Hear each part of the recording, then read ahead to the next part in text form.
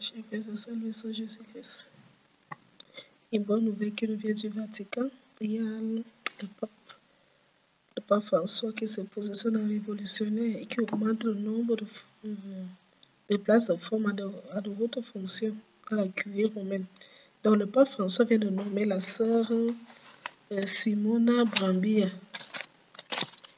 C'est ça, Simona Brambilla. Donc c'est la première femme qui a été donc nommée préfète du dicaster pour les instituts de vie consacrée du Vatican.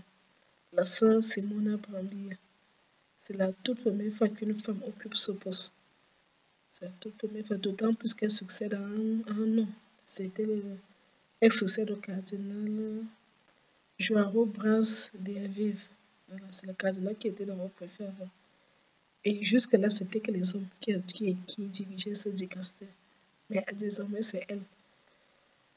La sœur Simona Brambilla est une femme de 59 ans. Elle est âgée de 59 ans. Elle était d'abord supérieure générale de...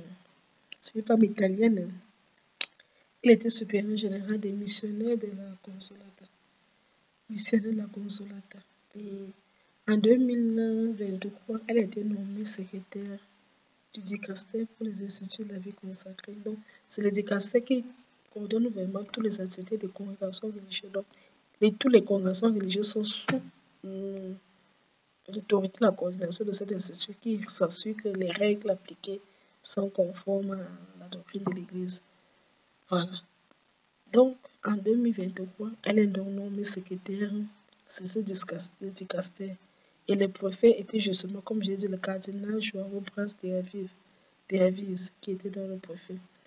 Et là qu'on vient d'apprendre, le 6 janvier 2025, le pape pasteur la vitesse supérieure nomme donc c'est la sœur Simona Brambilla comme préfète de ce dicaster. Félicitations à la sœur Simona. Vraiment, nous souhaitons beaucoup de chance dans ces nouvelles fonctions, beaucoup de courage et qu'il y ait vraiment beaucoup de succès pour qu'elle réussisse afin que nos femmes puissent avoir accéder à ce genre de poste. Parce qu'il faut dire qu'il y a des sœurs qui sont beaucoup d'intellectuels, mais même parfois l'église, c'est pas toujours ça. C'est vrai qu'il n'y a que pour les prêtres, il n'y a qu'un homme qui doit être prêtre. Mais pour les autres postes, juste administratifs, une femme peut aussi les assumer.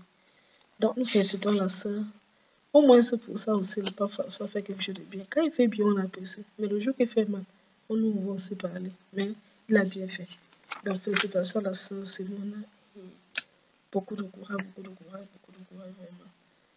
J'espère que vous allez réussir dans vos missions pour que nos femmes puissent accéder à cette fonction. C'est donc ce que je voulais partager avec vous aujourd'hui. Que Dieu vous bénisse abondamment.